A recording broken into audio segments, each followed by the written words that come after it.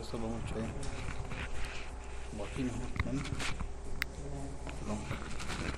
En la camisa. Eso, gracias. Buenas noches, hermanos, amigos. Vamos a hacer una oración. Señor Dios Todopoderoso, tú que eres grande y sublime, eterno, que conoces todas las cosas, tú conoces nuestros corazones, la motivación para estar acá, y también te ha placido traernos a escuchar tu palabra. Te pedimos que hoy tú uses tu palabra, el medio que tú has establecido para proclamar tu verdad, para que consueles nuestros corazones, nos animes. Aquellos que hemos creído, que nos hagas cada vez más a la imagen de Jesucristo. Y si acá hay personas que no han confesado tu nombre, que tú uses tu palabra para salvar sus almas, que puedan llegar al conocimiento pleno de Jesucristo para vida eterna. Cuida, Señor, mis palabras, que en mi debilidad tú seas glorificado, Señor, para que la verdad sea expuesta tal como tú la dejaste en tu palabra. Todo esto te lo pedimos en el nombre de Jesús. Amén. Amén. Bueno, vamos a ver hoy 3 preguntas, tal como lo han establecido los pastores, que cada estudio veamos 3 preguntas. Y en estas 3 preguntas son las 3 últimas preguntas de la doctrina del Espíritu Santo. ¿Okay? Entonces, después de estas 3 preguntas pasaremos a la doctrina de los sacramentos. Sería de la 64 en adelante. Ok, vamos a leer la primera pregunta que dice, pregunta 61, ahí la tienen proyectada, ¿sí? Dice: ¿por qué no pueden ser contadas nuestras buenas obras como justicia delante de Dios o como alguna parte de esta? Respuesta: porque la justicia que permanecerá ante el juicio de Dios debe ser perfecta y conforme a la ley de Dios en todo. Sin embargo, nuestras obras, incluso la mejor de estas, son imperfectas en esta vida y están contaminadas por el pecado. Yo estaba pensando cuál puede ser una buena forma de poder comprender más ampliamente la doctrina que aquí se está hablando. Sí, ciertamente la doctrina que el catecismo toca es la del Espíritu Santo. En esta pregunta se habla de la doctrina que se llama la justificación, ¿verdad? Porque la pregunta cuestiona algo. La pregunta dice que si es capaz que nuestras buenas obras nos sumen justicia, o si tan siquiera un poco de justicia delante del Creador. Esa es la cuestión que hace la pregunta. Entonces, yo considerando cómo es que podríamos entender más plenamente lo que eso implica, presentarnos justos delante del Creador. Entonces yo busqué una definición. Bueno, vamos a describir qué es Dios, para que nosotros podamos entender si el ser humano tiene la osadía de presentarse justo con sus obras delante de Dios. Yo creo que entendiendo quién es Dios, podríamos ir aterrizando en esa falsedad que el mundo cree que por medio de las obras se puede presentarse justo delante de Dios. Entonces yo encontré una descripción acerca del Creador en la Confesión Bautista de Fe de Londres de 1689, el capítulo 1, párrafo 1 y 2. Los que han leído esa descripción es ampliamente sorprendente, porque va a describir a Dios de una manera sublime, muy ampliamente. Vamos a leerla, dice así. Y yo quiero que nos acerquemos a esta pregunta diciendo, bueno, vamos a ver quién es Dios, cómo Dios se ha revelado por medio de su palabra, y que con ese pensamiento escuchemos este texto que yo voy a leer. El Señor nuestro Dios es un Dios único, vivo y verdadero, cuya subsistencia está en Él mismo y es de Él mismo, infinito en su ser y perfección, cuya esencia no puede ser comprendida por nadie sino por Él mismo. Es espíritu purísimo, invisible, sin cuerpo, miembros o pasiones, el único que tiene inmortalidad y que habita en luz inaccesible. Es inmutable, inmenso, eterno, inescrutable, todopoderoso, infinito en todos los sentidos, santísimo, sapientísimo, libérrimo, absoluto, que hace todas las cosas según el consejo de su inmutable y justísima voluntad, para su propia gloria.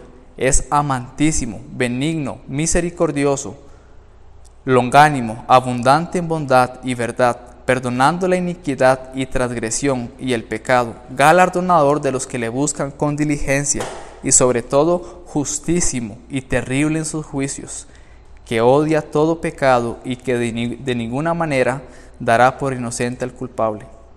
Teniendo Dios en sí mismo y por sí mismo toda vida, gloria, bondad y bienaventuranza, es todo suficiente en sí mismo y respecto a sí mismo, no teniendo necesidad de ninguna de las criaturas que ha hecho, ni derivando ninguna gloria de ellas, sino que solamente manifiesta su propia gloria en ellas, por ellas, hacia ellas y sobre ellas.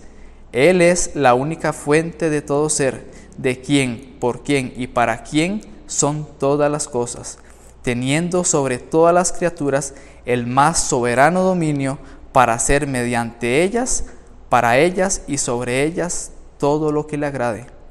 Todas las cosas están desnudas y abiertas a sus ojos. Su conocimiento es infinito, infalible e independiente de la criatura, de modo que para él no hay ninguna cosa contingente o incierta. Es santísimo en todos sus consejos, en todas sus obras y en todos sus mandatos. A él se le debe, por parte de los ángeles y de los hombres, toda adoración, todo servicio u obediencia, que como criaturas deben al Creador, y cualquier cosa adicional que a él le placiera demandar de ellos. Pues cuando uno escucha esa descripción, por lo menos yo con solo leerla hasta me quedo con la boca seca, porque es tan sublime cada característica y cada atributo que se le menciona a Dios acá, que yo dije, bueno, esta es la descripción idónea para poder entender cómo es que el hombre pretende presentarse un día delante del Creador justo por medio de sus obras. Entonces, con ese entendimiento de que ese es el Dios al que todos nosotros nos vamos a presentar un día justificándonos, algunos por Cristo y otros por sus obras, entonces deberíamos de pensarlo dos veces si es que consideramos que si por nuestras obras pudiéramos alcanzar tal justicia delante de ese Dios que es santísimo, justo, galardonador de aquellos que le buscan, piadoso, que nada es oculto para sus ojos. Ahora, ya que entendemos un poquito más profundo de lo que implica ese Dios a quien nosotros debemos acercarnos para justificarnos un día delante de Él, ese Dios también ha dado una ley. Y yo pensé oportuno añadir, porque si ustedes ven acá no está este versículo, Romanos 7:12, y si alguien lo puede buscar y lo lee, le agradecería mucho. Romanos 7:12. En este versículo, la idea que tengo es que podamos ver qué ley ha dado ese santísimo Dios que acabamos de describir por medio de la confesión. Don Carbión. Así que la ley es santa y el mandamiento es santo, justo y bueno. Ok, entonces, gracias hermano. Aquí hay tres características, ya vimos muchas características de Dios, muchísimas. Ahora, ese Dios también ha dado una ley, y esa ley tiene sus propias características. Y Pablo en Romanos 7 nos dice tres de ellas. Es una ley santa, justa y buena. Entonces, con eso ya vamos allanando el camino para ir entendiendo si yo soy capaz, por medio de mis obras, justificarme ante un Dios que a su ojo nada es oculto, y ante una ley que es santa, justa y buena. En Mateo 22, 36 al 40, se da un diálogo donde este versículo nos va a mostrar el resumen de esa ley, y yo lo voy a leer. Dice Mateo 22, 36 al 40. Maestro, ¿cuál es el gran mandamiento en la ley? Jesús le dijo, amarás al Señor tu Dios con todo tu corazón y con toda tu alma y con toda tu mente. Este es el primero y grande mandamiento. Y el segundo es semejante: amarás a tu prójimo como a ti mismo. De estos dos mandamientos depende toda la ley y los profetas. Esa ley que es justa, santa y buena se resume en dos mandamientos: amarás al Señor con todo tu ser y amarás a tu prójimo como a ti mismo. Recordemos la pregunta. La pregunta cuestiona si es posible que por medio de nuestras obras se nos sea imputada justicia en totalidad o parcialmente. Entonces, ya vimos el gran Dios, ya vimos la ley que es santa, justa y buena, y ya vimos el resumen de esa ley. ¿Ama usted a Dios con todo su ser? ¿Amamos al prójimo como a nosotros mismos? De entrada, vemos que estamos descalificados. Si somos sinceros con nosotros mismos, vemos que el resumen que Cristo da en Mateo 22:36 de la ley dice: debes amar al Señor con todo tu corazón. Y si somos justos y rectos al analizar nuestro comportamiento, nos vamos a dar cuenta que no cumplimos ese mandamiento. Entonces, la pregunta en sí, en este versículo se ha contestado: nuestras obras no son capaces de añadirnos ni tan siquiera un poco de justicia ante el Creador. Pero vamos a seguir avanzando para poder entendiendo un poquito más esta doctrina de la justificación. En Gálatas 3:10, que este versículo sí está en el catecismo, Gálatas 3:10-12.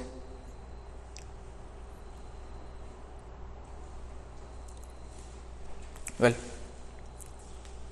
Porque todos los que dependen de las obras de la ley están bajo maldición, pues escrito está: maldito todo aquel que no permaneciere en todas las cosas escritas en el libro de la ley para hacerlas. Y hasta el 12. Perdón, hermano, hasta el 12. Y que por la ley ninguno se justifica para con Dios, es evidente, porque el justo por la fe vivirá. Y la ley no es de fe, sino que dice: el que hiciere estas cosas vivirá por ellas. Ahora, en este versículo, gracias hermano, en este versículo en Gálatas ahora vemos esta otra verdad. Esa ley que es santa, justa y buena nos dice que aquel que quiera depender de la ley, ¿qué es lo que dice? Maldito todo aquel que no permaneciere en todas estas cosas. Si aquel que se presentase aquel día delante del Creador mostrando sus obras debe permanecer en todo lo que esta ley le demanda.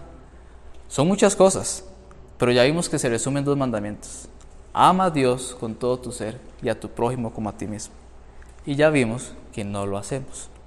Entonces me llama mucho la atención cómo en el versículo 10 dice: porque todos los que dependen de las obras de la ley, de una vez Pablo en Gálatas les dice, están bajo maldición. O sea, es que no hay margen.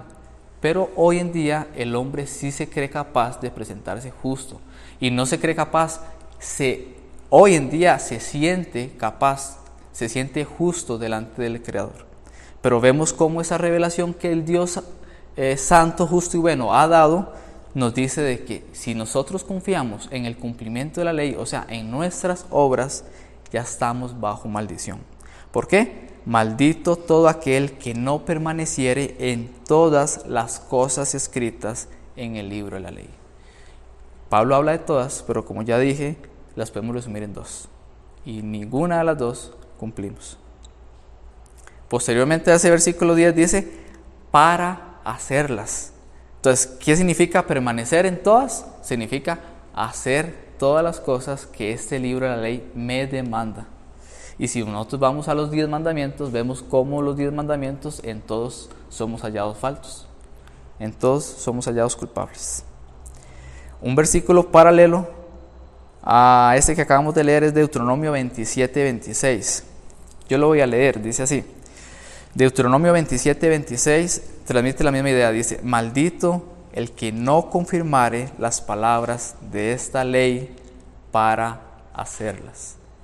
Yo les pregunto, si acá hoy hay una persona que sin Cristo se siente bueno, justo, escuchemos lo que nos dice Dios por medio de su palabra: maldito el que no confirmare las palabras de esta ley para hacerlas. ¿Las está haciendo usted en su totalidad? ¿Está cumpliendo usted con lo que la ley le demanda en su totalidad? Ya vimos en Mateo que no lo hacemos. Ahora, ya que entendimos quién es Dios, qué es su ley, y ahora ya entendimos ese estándar de cumplimiento que demanda, perfecto, vamos a ver entonces qué ha hecho el hombre. Y yo a los creyentes que están acá les quiero preguntar, si nosotros, bueno, más que preguntar es hacerles un comentario. Cuando leemos Romanos 1:18, que tal vez muchos de los que estamos acá no lo sabemos de memoria, nosotros debemos de decirle al Señor gracias, porque tal vez leer ese texto tantas veces se nos puede hacer repetitivo, pero nosotros éramos esos hombres que vamos a leer en Romanos 1:18 al 25, esos hombres que tenían con impiedad la justicia del Creador. Entonces eso nos debería, al escuchar estas palabras, llevarnos a agradecimiento. Pero al que no ha creído en Jesucristo y no se ha arrepentido de sus pecados, este texto que el hermano va a leer el día de hoy debería llevar a considerar su verdadera condición hoy en día. Porque si usted no está en Cristo, usted es esta persona que se describe en Romanos 1:18. Entonces no sé si alguien lo tiene. Jonathan.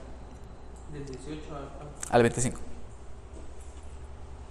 Porque la ira de Dios se revela desde el cielo contra toda impiedad e injusticia de los hombres que detienen con injusticia la verdad, porque lo que de Dios se conoce le es manifiesto, pues Dios se lo manifestó, porque las cosas invisibles de Él, su eterno poder y deidad, se hacen claramente visibles desde la creación del mundo, siendo entendidas por medio de las cosas hechas, de modo que no tienen excusa, pues habiendo conocido a Dios, no le glorificaron como a Dios, ni le dieron gracias, sino que se envanecieron en sus razonamientos, y sus necios corazones fueron entenebrecidos.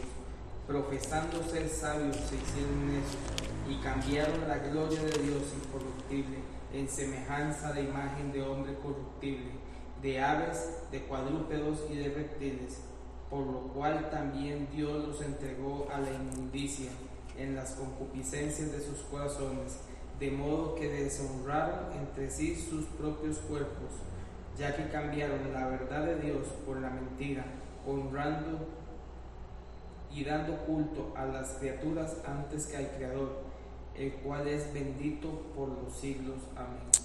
Amén. La pregunta que surge al leer este texto es, entonces, ¿qué ha hecho el hombre con respecto a esa ley? Porque si recordamos el versículo anterior de Deuteronomio 27:26, maldito el que no confirmare, las palabras de esta ley para hacerlas. ¿Qué ha hecho el hombre en Romanos 1:18? No simplemente no la ha cumplido, sino que se ha resistido a esa verdad. Nos dice, detiene con injusticia la verdad de Dios. Por tanto, Pablo en Romanos nos dice que ese hombre que tiene la osadía de detener con injusticia no tiene excusa. Por ende, vemos cómo la pregunta se va contestando conforme vamos avanzando en los versículos. ¿Por qué no pueden ser contadas nuestras buenas obras como justicia delante de Dios o como alguna parte de esta? Porque desde un principio la Biblia nos dice que nosotros sin Cristo detenemos su verdad con injusticia. Pues habiéndolo conocido, no le glorificamos como a Dios. Ahora, esa ley que Dios ha establecido para medir nuestras obras tiene un propósito. En Romanos 3:19-20 dice, pero sabemos que todo lo que la ley dice, lo dice a los que están bajo la ley. ¿Quiénes son los que están bajo la ley? Los que confían en las obras, los que permanecieren en los mandamientos. Acabamos de leer, dice, a los que están bajo la ley, para que toda boca se cierre y todo el mundo quede bajo el juicio de Dios, ya que por las obras de la ley, esto lo dice Romanos 3:19-20, ningún ser humano será justificado delante de él, porque por medio de la ley es el conocimiento de pecado. Entonces, veamos cómo Dios engloba todo y al final nos dice, para que toda boca se cierre, Porque por medio de la ley, aquellos que confían en el cumplimiento de la ley, cierre su boca. ¿Por qué? Porque por la ley nadie es justificado. Entonces, ¿cómo vamos a creer nosotros que nuestras obras tienen la capacidad de sumarnos justicia delante de Dios? No, la ley fue dada para mostrar el pecado y para mostrar nuestra condición delante de ese Creador que ya leímos cómo se describe en la Confesión Bautista, ¿verdad? Ahora, surge una pregunta. Ciertamente las obras no son capaces de justificarnos. Entonces, ¿dónde quedan esas buenas obras? Sí, el hombre hace buenas obras. ¿Dónde quedan esas buenas obras? Ya vimos que la función de esas buenas obras, porque la línea del catecismo, la pregunta, eso es lo que cuestiona, ¿cuál es el fin de las buenas obras? No justifica, ya vimos. ¿Dónde queda la función de esas buenas obras? Ok, Isaías 64:6, que es un texto que sí está en el catecismo.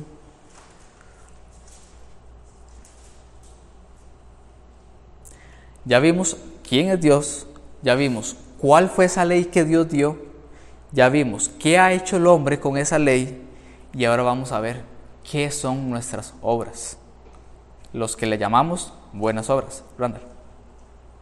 Si bien todos nosotros somos como suciedad y todas nuestras justicias como trapos de inmundicia, y caímos todos nosotros como la hoja, y nuestras maldades nos llevaron como viento.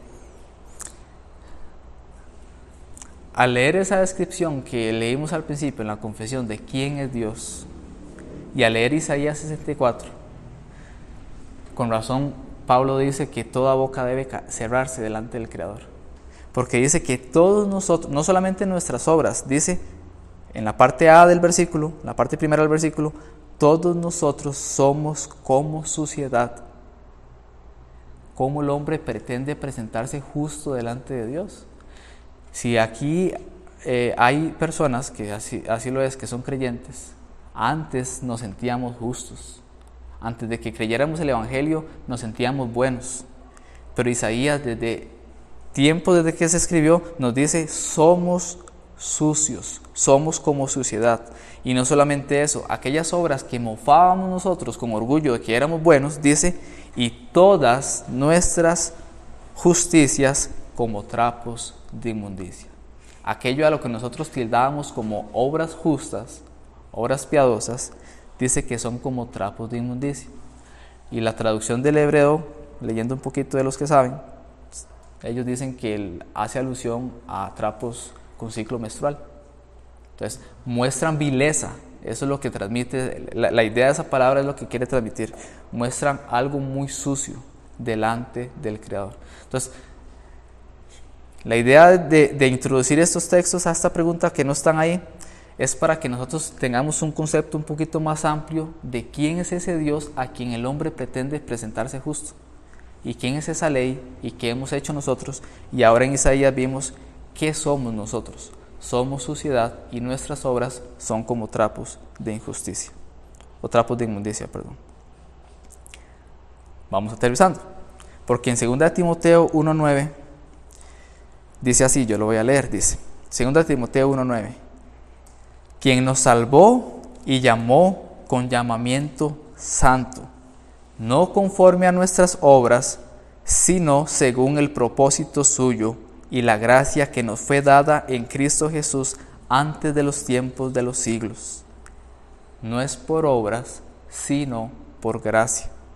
Porque Pablo en 2 Timoteo dice, no conforme a nuestras obras, sino según el propósito suyo y la gracia que nos fue dada. Y aquí viene algo muy importante que ya nos va a introducir a la siguiente pregunta.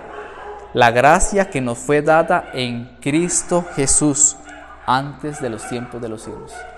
¿Dónde quedan nuestras obras? Entonces, vemos cómo es innecesario e insuficiente acudir a nuestras obras para justificarnos. Si dice que antes de los tiempos de los siglos en Cristo nos fue dada la gracia, aquellos que hoy confiesan su nombre. Entonces, por eso es que esa descripción del Dios creador en la confesión que leímos al principio es exacta, es buena, porque Solo un Dios con esos atributos pudo haber hecho un plan de esta magnitud. No por nuestras obras, sino por esa gracia que nos dio antes de los siglos, de los tiempos de los siglos. Vamos a pasar a la pregunta número 62. Entonces, ¿quedó claro que nuestras obras son insuficientes delante del Creador? Pero hay un consuelo, y ese es el consuelo que vamos a ver en estas siguientes dos preguntas. Pregunta 62, dice así: ¿cómo es posible que nuestras buenas obras no merezcan nada? Cuando yo leo esa pregunta suena hasta como un reclamo. ¿Cómo es posible que nuestras buenas obras no merezcan nada? Si Dios promete que las recompensará tanto en esta vida como en la venidera. Y es una verdad. Dios promete recompensar esas buenas obras. Pero ya vimos que esas buenas obras, el fin de ellas no es justificarnos. Tienen otro propósito. Lo vamos a ver. La respuesta es: esta recompensa no es dada por mérito, sino por gracia. Entonces, esta pregunta yo quisiera que la meditemos bajo este pensamiento. Y aquí yo puse un texto que voy a leerlo. En este mundo el hombre puede obrar de dos formas: en Cristo y sin Cristo. Todos hacemos buenas obras. El problema no es la ausencia de esas buenas obras, como dijo Cristo en Lucas 11:13. Cristo dijo así en Lucas 11:13: pues si vosotros, siendo malos, sabéis dar buenas dádivas a vuestros hijos. Y aquí hay una verdad que a nosotros nos compete. Cristo dice: ustedes, nosotros que somos malos, hacemos buenas obras. ¿Sabéis dar buenas dádivas a vuestros hijos? Entonces, la idea que venía desarrollando yo es: el problema no es la ausencia de las buenas obras, como dijo Cristo, sino en dónde las hacemos. La recompensa depende de esto. ¿Dónde estamos cuando realizamos estas buenas obras? ¿En Cristo o fuera de Cristo? El pecado las mancha. Por ende, al final, ellas mismas no son dignas de recompensa, como lo leíamos en Isaías 64. Por el pecado de nuestras manos que manchan nuestras obras, las buenas obras no son dignas de darnos recompensa. Pero cuando las hacemos en Cristo, son revestidas de justicia. Entonces, ya vemos que el problema no es de que hacemos o no hacemos buenas obras, porque Cristo en Lucas 11, nosotros siendo malos sabemos dar buenas dádivas a nuestros hijos. El impío hace buenas obras. Es que ese no es el dilema que se está haciendo acá. El dilema que se está presentando es, bueno, ¿qué fin tienen esas buenas obras? Y no es para justificarse. Pero el hombre, en este siglo y en los anteriores, eso es lo que ha hecho. Por sus obras ha tratado de justificarse delante del Creador. Pero desde tiempos memorables, desde que la Escritura ha sido dada, vemos que Dios nos ha dicho: las obras no son suficientes para justificación. ¿Por qué? Porque hasta los malos hacen esas buenas obras. Lucas 17:10 es un texto que está aquí, el único versículo. Jonathan. Así también vosotros, cuando hayáis hecho todo lo que os ha sido ordenado, decid: siervos inútiles somos, pues lo que debíamos hacer hicimos. Imaginemos, aquel que tiene la osadía de jactarse y decir: yo hago buenas obras, y creerse justo, Cristo nos llama siervos inútiles. No porque hayamos hecho algo, sino porque hicimos algo que debíamos hacer. Entonces, no hay por qué creer que en las buenas obras hallaremos justicia propia. No lo hay, porque lo que debíamos hacer, lo hicimos. Ahora, Cristo está hablando a aquel que es creyente en este texto. Porque el creyente ni lo que debe hacer hace, porque ya vimos que con injusticia detiene la verdad en Romanos 1, ¿verdad? Entonces, agrava más la situación. ¿Por qué? Porque el creyente, por lo menos diríamos, hace lo que el Señor le manda hacer, y eso va a ser unas palabras de elogio para el creyente. Fue siervo fiel, hizo lo que se le mandó. Pero el impío, en lugar de, diría uno, quedarse pasivo, no, en su necedad resiste activamente la justicia de Dios. Y eso es lo que se ve en las calles. Cuando el hermano, hoy mandaron un video de nuestro hermano predicando el Evangelio. ¿Qué hace el hombre cuando escucha el Evangelio? Resiste con injusticia. cuando debería de hacer justicia, no puede, obviamente, con injusticia, porque es lo que es su naturaleza, y lo vamos a ver más adelante, es lo que su naturaleza emana. Injusticia resiste esa verdad que le ha sido revelada. Por tanto, dice Pablo en Romanos, no tienen excusa. Hebreos 13, 20 y 21. Este texto no está en el catecismo, pero yo lo agregué. Hebreos 13, 20 y 21.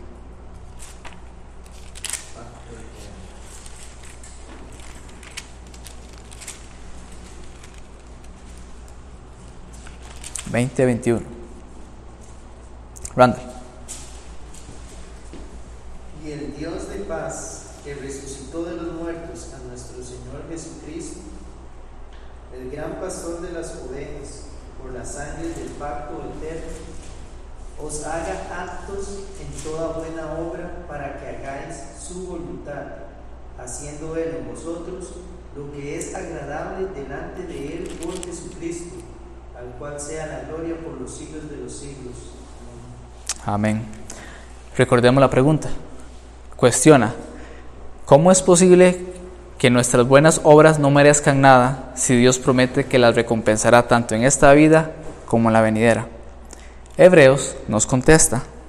Dice que aquel Dios de paz que resucitó a Cristo de los muertos, eso es una oración que el autor de los Hebreos está haciéndole a Dios por medio de la Escritura. Dice, es como que dijera: oro para que ese Dios que levantó a Cristo de los muertos os haga aptos. Aptos es como los capacite, los haga aceptos en toda obra buena. ¿Para qué? Para que hagáis su voluntad.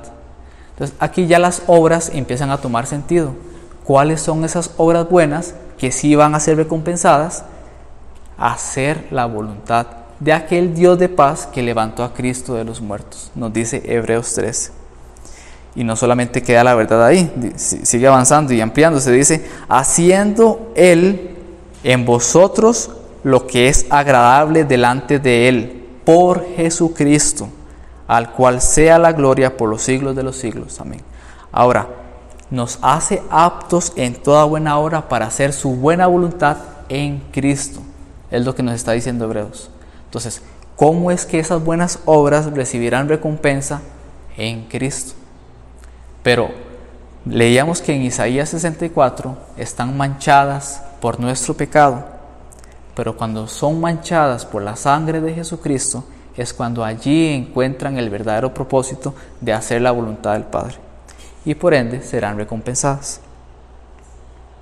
Entonces, yo creo que ese versículo de Hebreos 13:20 es clave para entender que es en Cristo y que no está en nosotros, porque dice: el Dios de paz que resucitó de los muertos a nuestro Señor Jesucristo, el gran pastor de las ovejas, hablando de Cristo, por la sangre del pacto eterno, os haga. Ese verbo es un verbo que viene de otra persona, no de mí, que Él os haga aptos. Entonces vemos cómo las obras, nuestras obras, siguen siendo insuficientes, porque la justicia no viene de nosotros, sino que viene de fuera de nosotros. Este caso del gran pastor de las ovejas, como dice Hebreos 3:20. Ahora, vamos a Apocalipsis 22:12. Y la idea se sigue desarrollando. Apocalipsis 22:12 nos va a decir una verdad consoladora. No sé quién la tiene. Apocalipsis 22:12.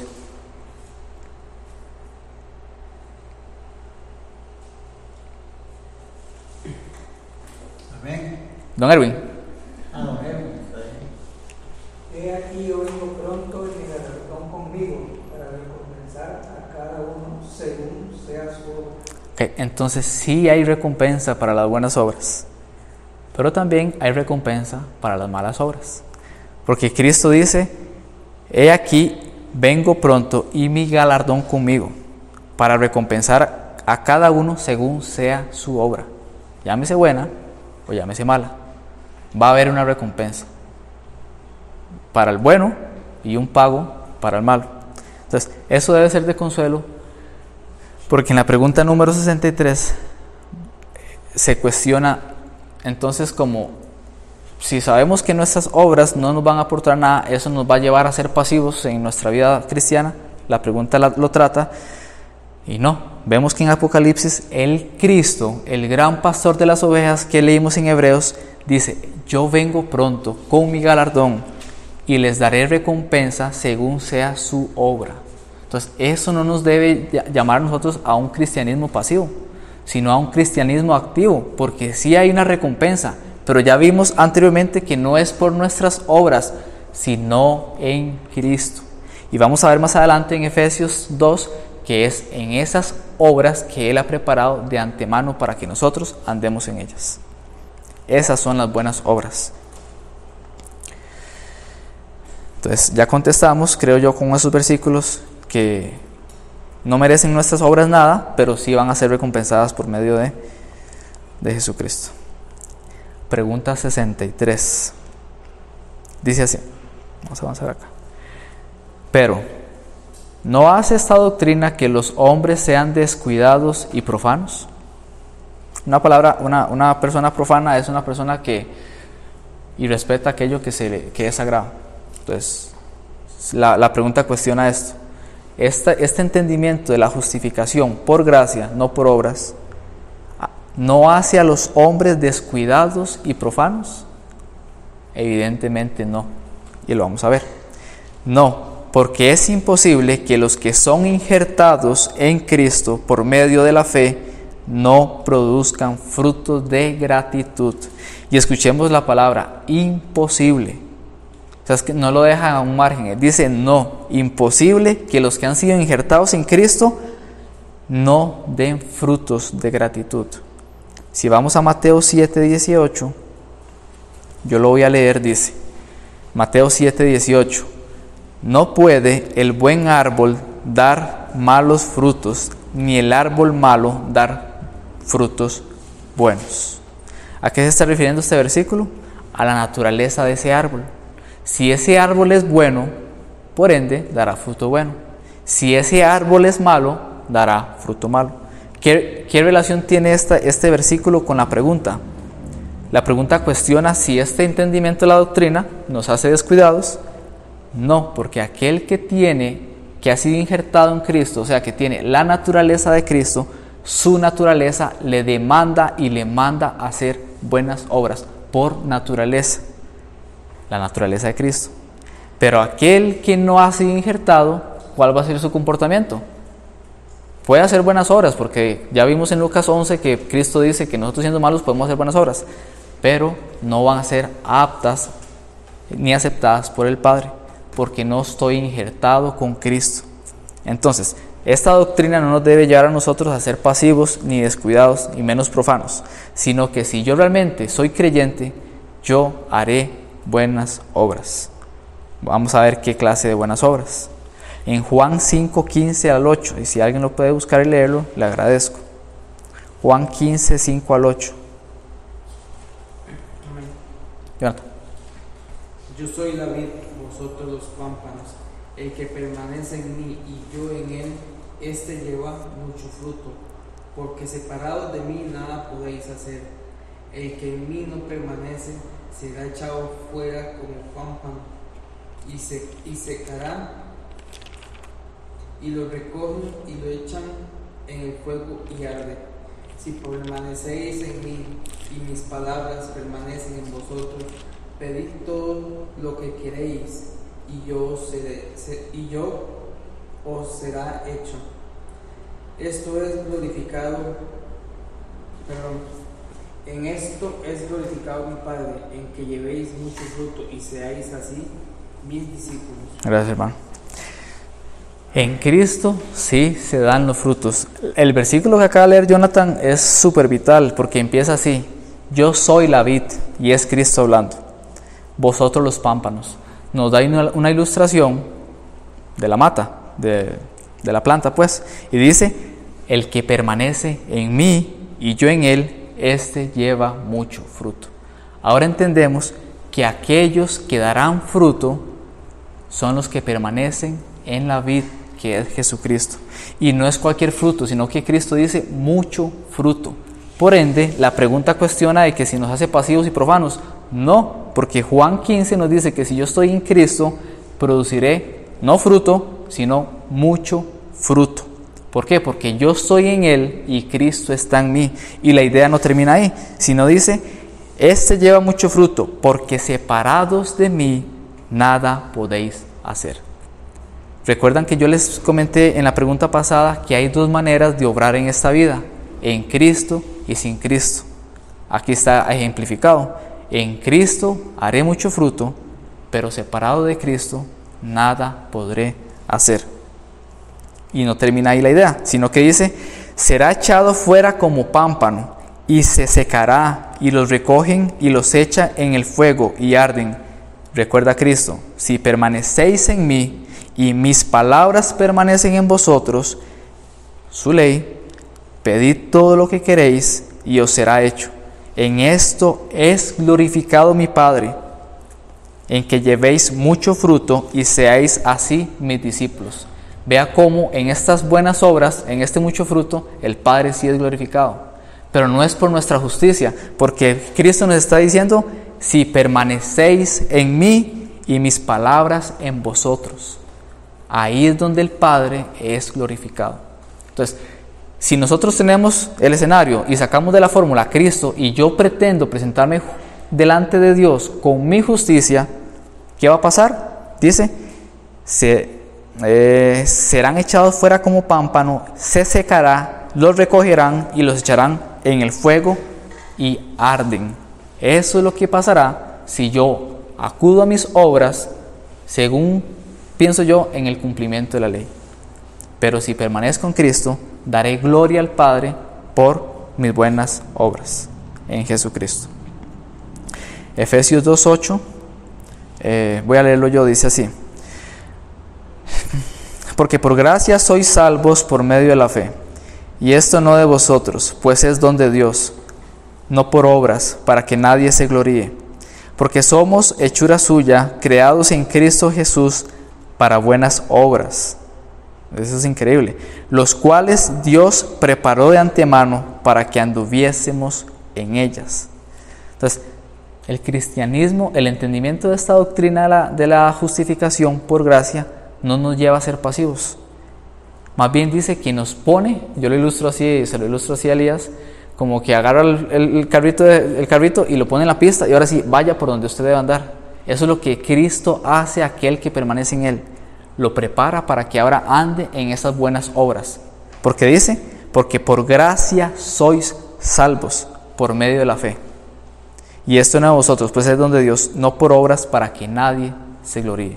Entonces, ese día, los hombres que estamos acá, tenemos dos opciones. Nos presentaremos con nuestras obras o con Cristo. Ese día llegará. Hoy la verdad está siendo expuesta y tenemos que considerar esto. ¿Dónde está mi confianza? Porque vemos que Cristo lo dice y puede ser que sea una verdad que se repite tantas veces en nuestros oídos, en la iglesia, en las prédicas que escuchamos, pero no deja de ser verdad cada vez que se repite. Sigue siendo tan verdad como la primera vez que se dijo: por gracia sois salvos por medio de la fe, no por obras, para que nadie se gloríe. Y si usted está poniendo su confianza en sus obras, sepa que no será salvo. Ese es el resultado de la fórmula. Si usted saca la gracia, no será salvo. Y como leímos en el versículo pasado, será echado afuera, quemado y secado. Eso representa la condenación eterna. Entonces, aterrizando otra vez en la idea de la pregunta, esas obras que glorifican al Padre son aquellas que Él preparó de antemano. Y debemos preguntarnos entonces cuáles son esas obras que Él preparó de antemano, ¿verdad? Son aquellas obras que traen gloria a Él. Podríamos mencionar ayudar al prójimo, ayudar al necesitado. Sí, son buenas obras que el impío hace, pero sin Cristo no traerán gloria al Padre. Miqueas 6:8, y ese es el último versículo de esta pregunta. Miqueas 6:8. Yo lo voy a leer, hermanos. Dice así: oh hombre, Él te ha declarado lo que es bueno. ¿Y qué pide Jehová de ti? Solamente hacer justicia y amar misericordia y humillarte ante Dios. Voy a leerlo otra vez. Oh hombre, Él te ha declarado por medio de su palabra lo que es bueno, y hoy lo hemos escuchado aquí esta noche. ¿Y qué pide Jehová de ti? Solamente hacer justicia, no por sus fuerzas, ya lo vimos, sino en Cristo. Es esa justicia que va a hacer usted si es salvo. Y amar misericordia. Y al final dice, y humillarte ante Dios. Entonces, ese es el llamado de arrepentimiento que vemos en Miqueas 6:8. Dios le pide a usted hacer justicia, y ya vimos que ninguno de los que estamos aquí podemos hacer justicia, porque son como trapos de inmundicia, nuestras mejores obras delante de Dios. Pero Él nos pide justicia. ¿Qué justicia presentará usted ese día cuando la ley sea expuesta delante de usted y sea medido con esa ley que es justa, santa y buena? Y ya vimos que en resumen no podemos cumplir ninguno de sus 2 mandamientos. ¿Qué justicia presentará usted? Dice al final del versículo, humillarte ante Dios es lo que Dios nos pide.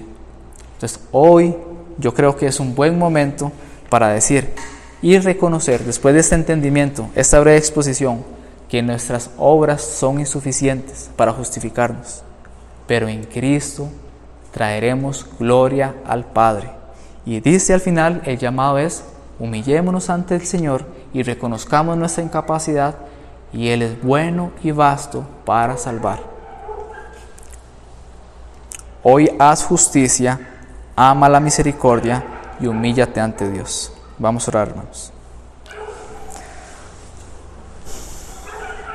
Te agradecemos, Señor, por la exposición de tu palabra.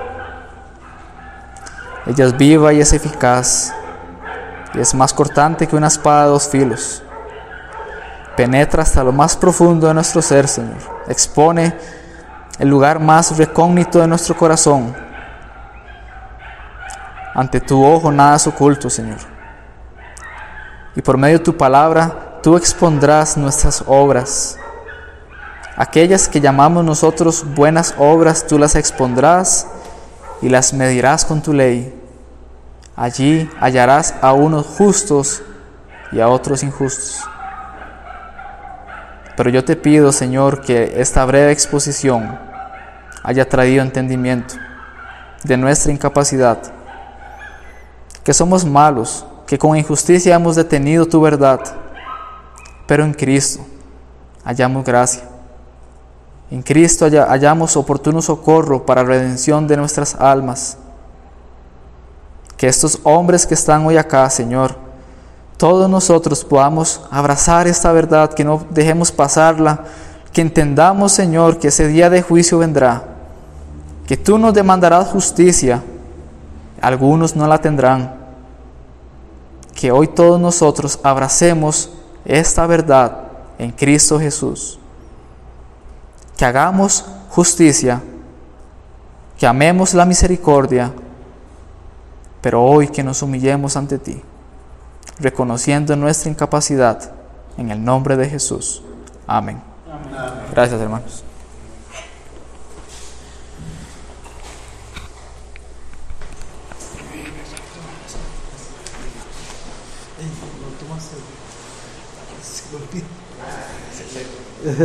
Yes,